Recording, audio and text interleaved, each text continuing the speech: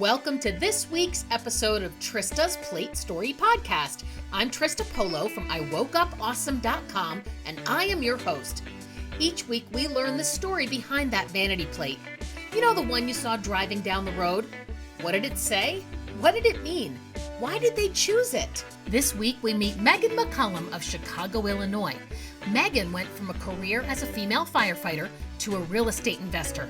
She has spent the last 5 years creating a real estate portfolio that allows her to raise her children as a single mom without having to work a job. Meghan embraces a philosophy about investing that goes beyond what most people think when they hear the word. In fact, she hopes people will ask her about her license plate so she can educate them on the many ways they're investing right now without even knowing it. Meghan just launched her podcast, REI Tech, to bring education and updates about real estate technology to investors and homeowners. Meghan shares her experience as a female firefighter, a new investor, and more. Stay tuned till the end because I share my morning rituals that create the right mindset for productivity and positivity all day long. Welcome to this week's episode of Trista's Plate Story Podcast. I'm so excited to have Meghan McCallum from Chicago, Illinois. Her license plate, INVSTRS, has some very cool story behind it. Welcome, Meghan. Thank you for having me. I'm so glad to be here. Yeah, I'm excited to have you. Now, how did we connect? Was it Instagram? No, it was Facebook because I have a podcast too. And you had mentioned something about your podcast and I thought it was really interesting. And I was like, hey, I might be someone you want to talk to because I have a plate with a story too. I'm not just a jerk with a vanity plate. It goes deeper than that. And you know, I find that a lot of them do go deeper than that. So your license plate is INVSTRS, and yes. Tell us the story behind it. Well, I'm actually new to being an investor myself, full time, formerly a firefighter.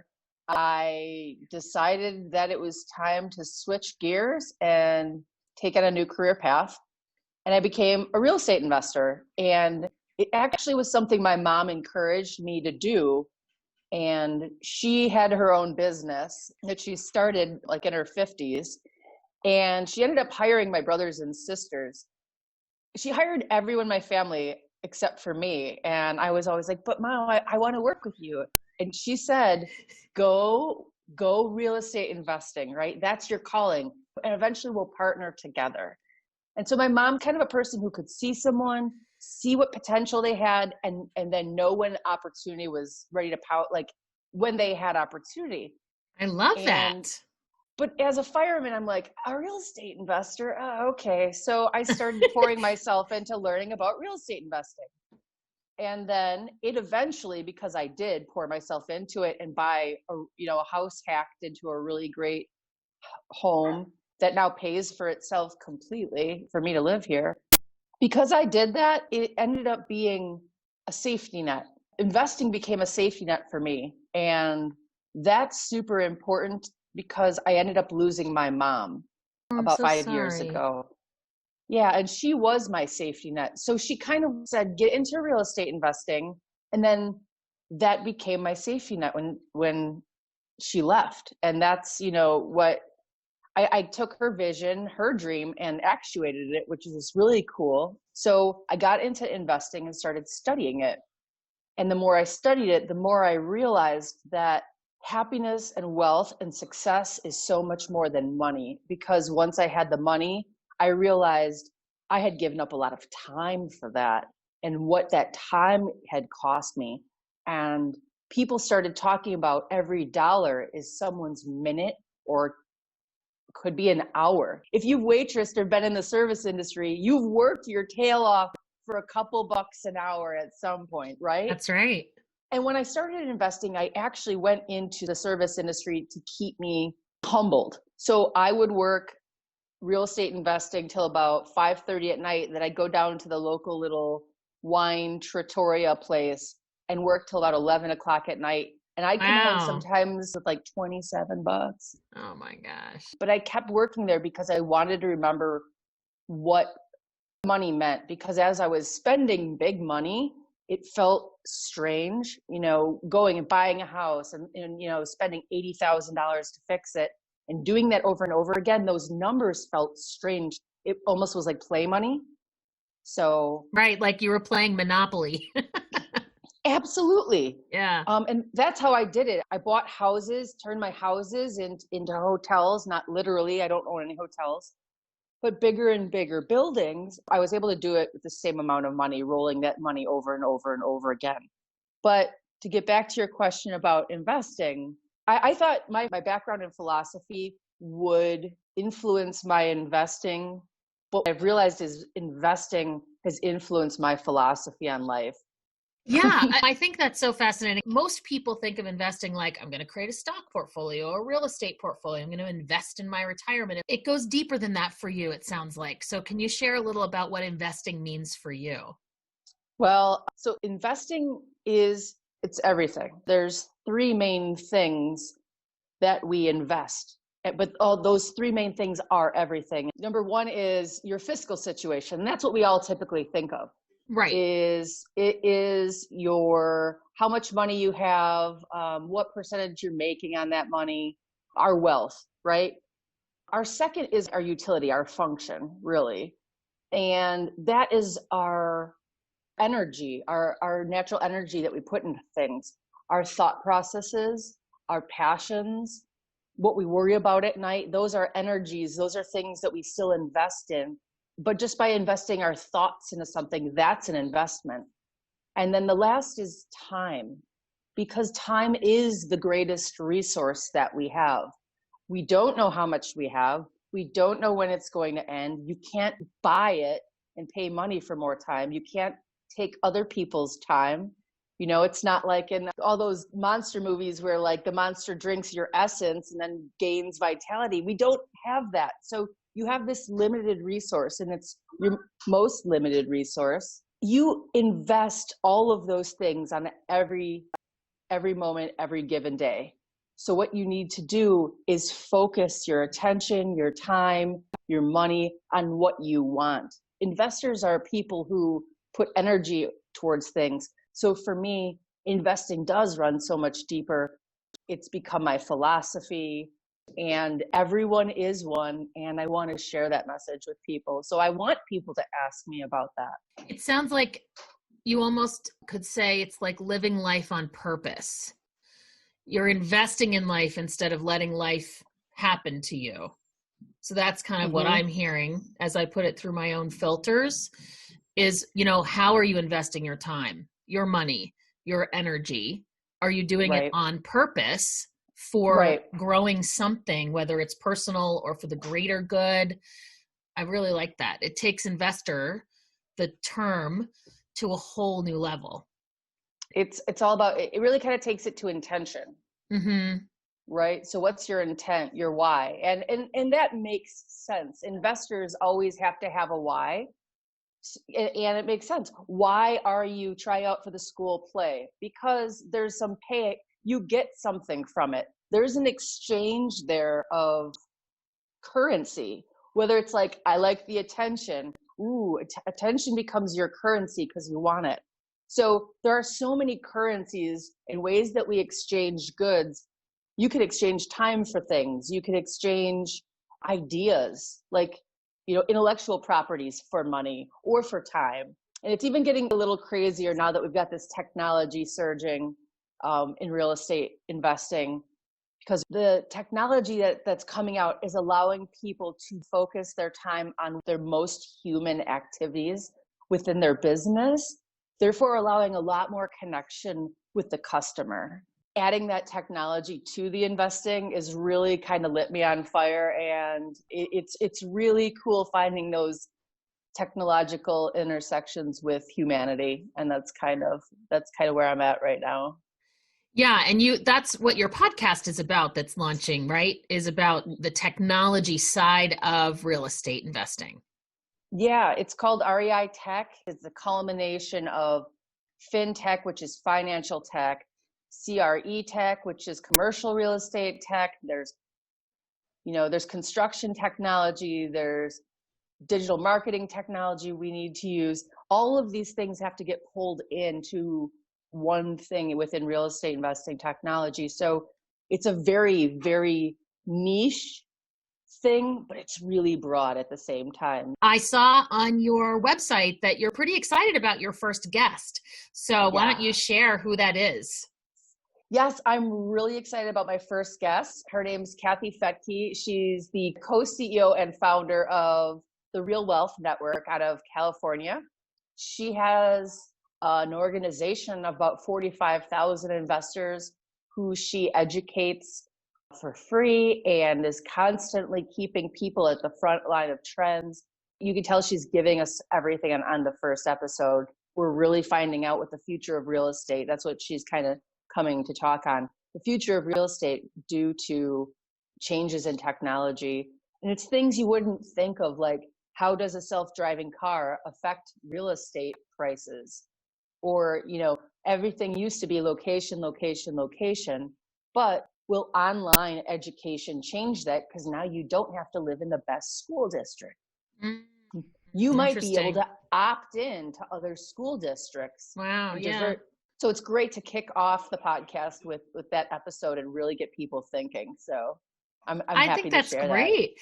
Yeah, I think it'll be a really good niche. It sounds like you've hit on something where not a lot of people, if anybody, really is talking about that. So that's awesome. Right.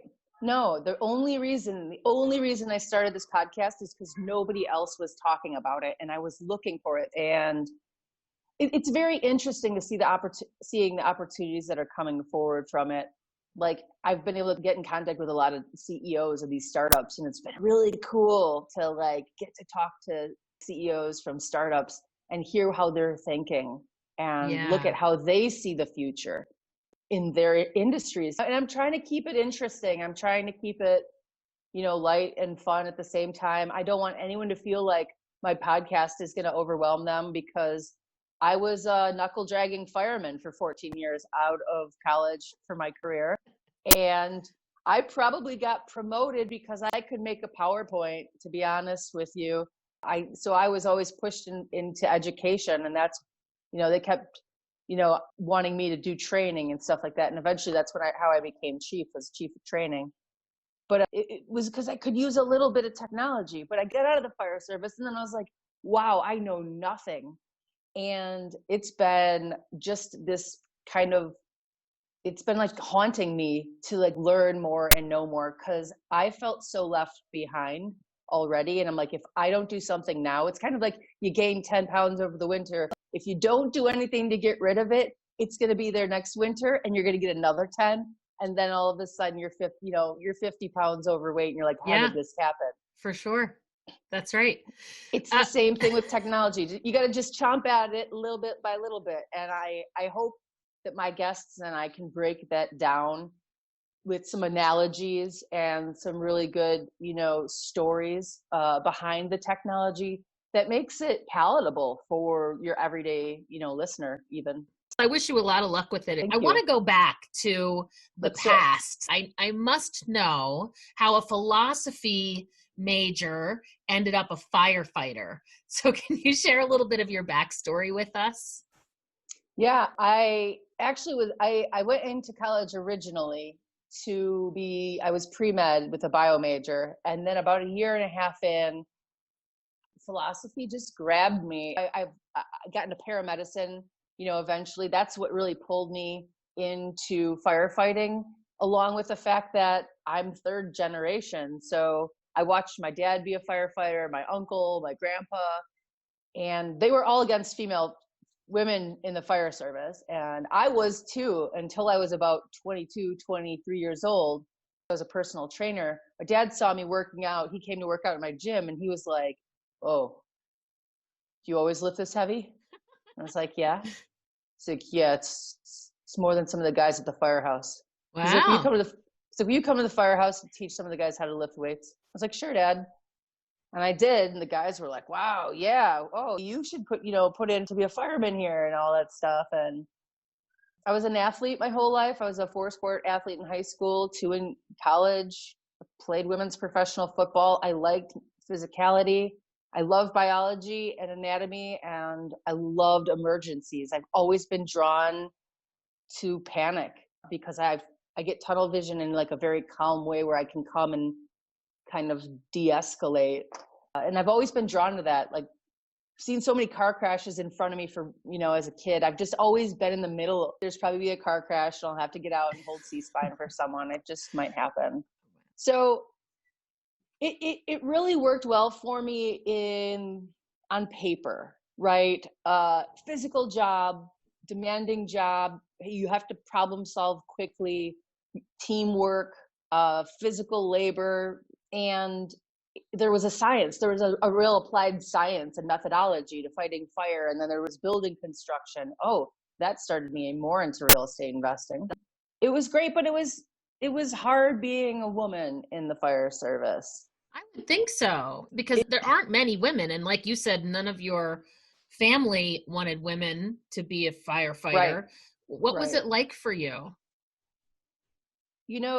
There was a lot of good days. There were a lot of great guys. And then you had a couple bad apples that would spoil the bunch, unfortunately.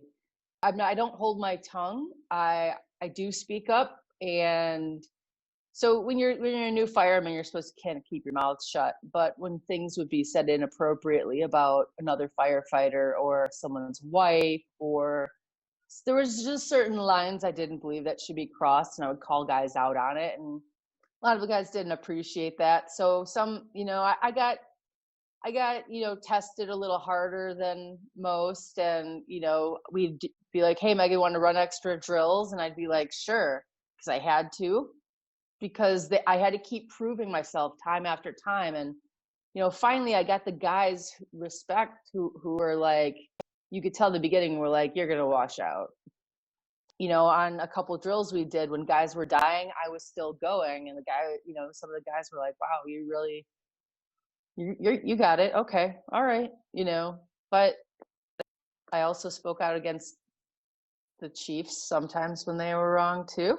And I'm not very coachable, I guess. What's really striking me, and maybe it's the current conversations that are going on in the world, but you had to prove that they should look past your gender and see you as a person, and you had to work harder because you didn't look like they expected you to. You didn't show up the way they thought you should, so you had to prove you deserved to be there. And I had to continually prove it. I didn't mind it those first 2 years. I was like, yep, beat me down, whatever. Yep, I'll scrub all the toilets. Yep, okay. I know I'm not going to get invited to the barbecues you guys are all going to. I'm the new guy. It's fine. But then every time I would go to a different department, I had to prove myself over to everyone. And I'm not talking like to the chiefs or upper management or even my own crew, or like guys who are like older than me. I had to prove myself to the 21-year-old new guy that I could do my job because I was a woman. And so every time I go somewhere new, I had to prove myself over again. As a woman, I can do my job. And so it just got really, really tiring. I was tired of having to prove myself to everyone. It forced me into getting my master's degree. And I didn't just get a master's degree from an online university. I got into the University of Chicago, and I did their Master's of Science Threat Management and Response program. Wow. Awesome. So I've always had to strike higher and do more and be the last one standing. And it just always felt like that. And that was exhausting.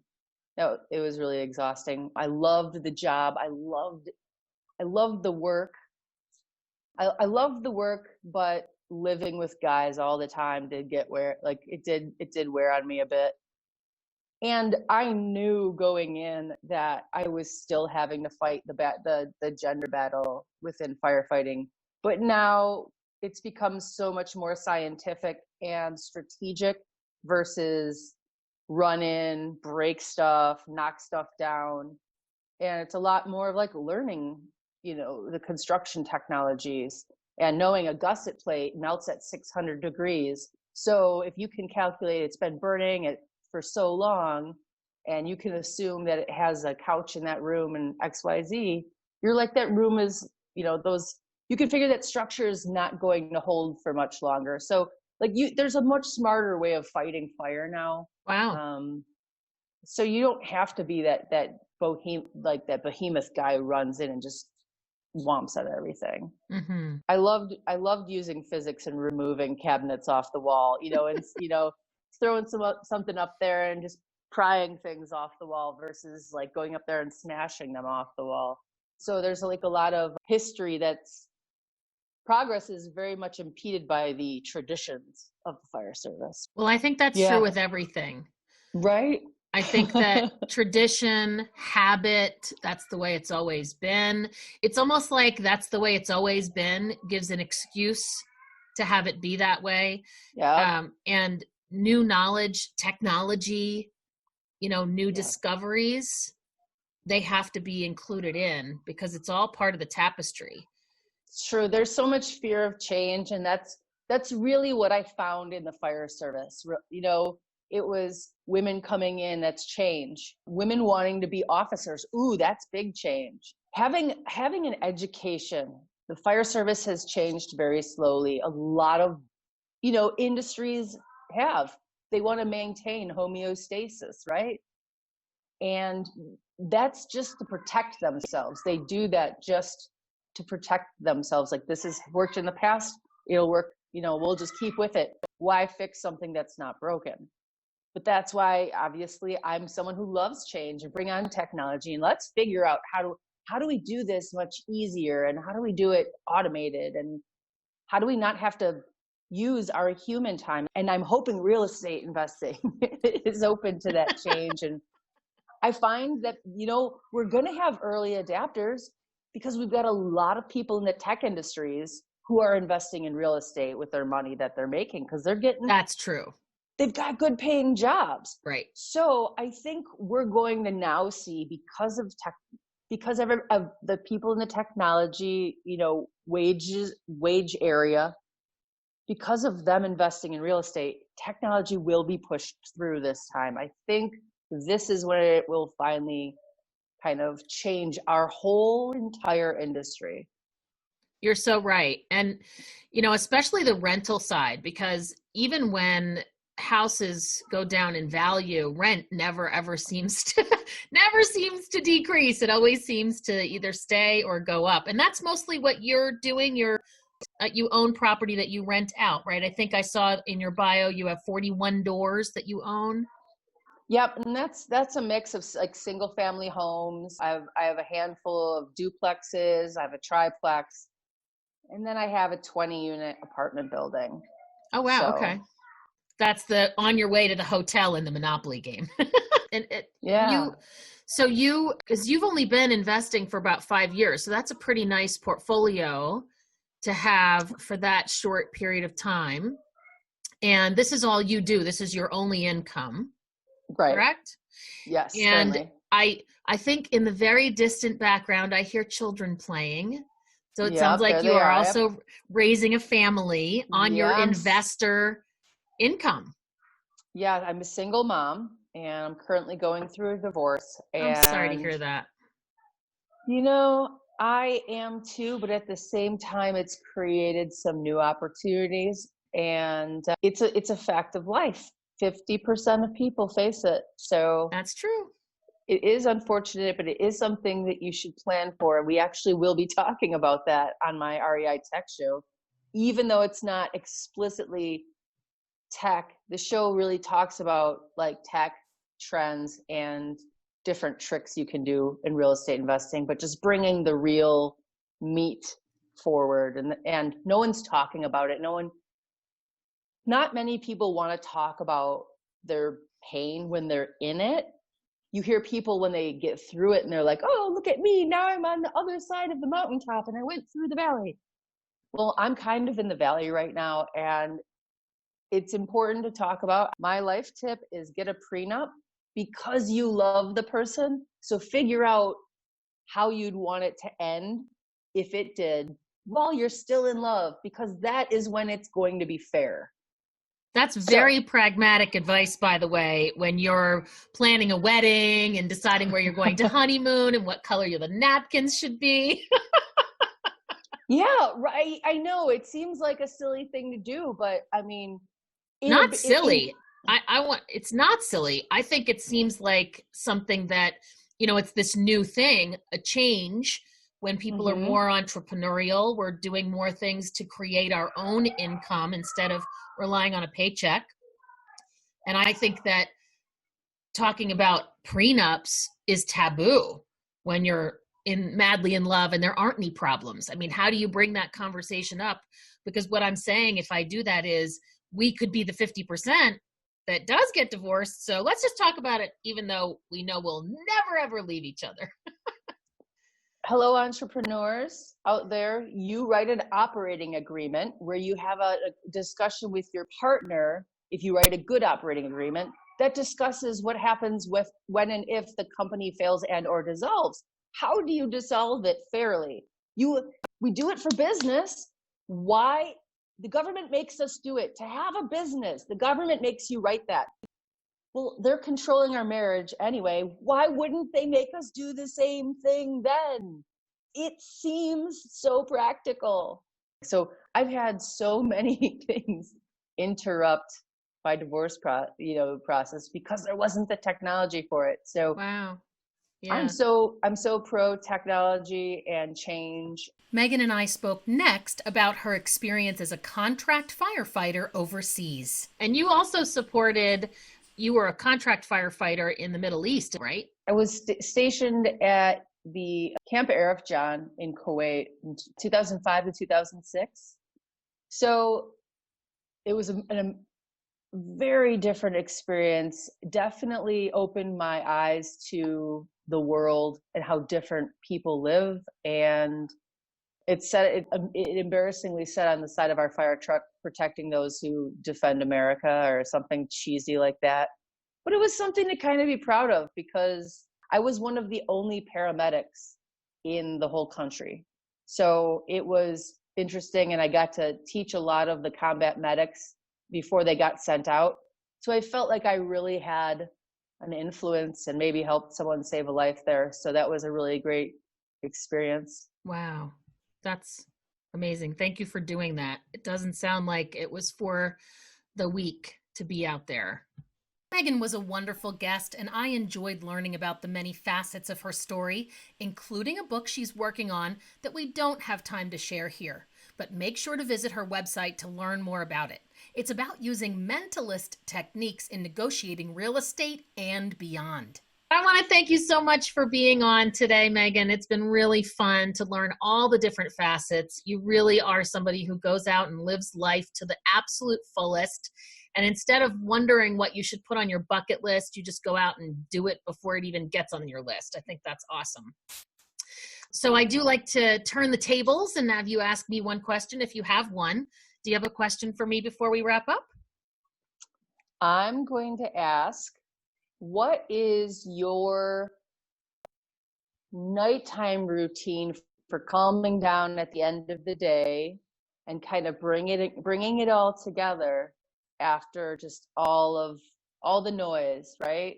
All the noise. I think some people have this magically figured out. I know I don't. So I think that's a good question. That is a really good question. I actually will have to admit that my routine is more in the morning to get my head right than at night. So I meditate.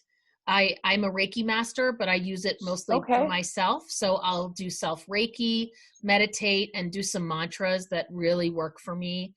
And then I'll write for 10 to 20 minutes, depending on how much time I have. And the writing piece is the super key. I find if I write in the morning, I have a much more inspired, synergistic, serendipitous, magical sort of day than when I don't. And I can tell when I haven't done it. Yeah. And I'm sure also just doing it every day too, that, having that habit, that good habit every day, like that just kind of sets you up then for the rest of your day. That's pretty amazing. Yeah, for sure. That's a great question. Thank you for asking it. No problem. Awesome. I have had such a fun time learning about you. I started this podcast because I believe that the plate is really just a doorway into someone and their experiences and the multifacets of them. And you did not disappoint. Well, good. I'm a little bit deeper than a shallow license plate. Yes, indeed, as we all are. Well, I'm glad you had me on. I had a fun time too. Thanks for joining us for this week's episode of Trista's Plate Story Podcast. Please subscribe to Trista's Plate Story Podcast to get the story behind all those vanity plates driving with you on the road. And if you would like to nominate the owner of a license plate, including you, or visit any of our partners and sponsors, come see us at platestory.com. That's PL8STORY.com and give us the details. If you enjoyed this episode, please drop a review and give us a share. I'm Trista Polo, wishing you well on the road to your next adventure.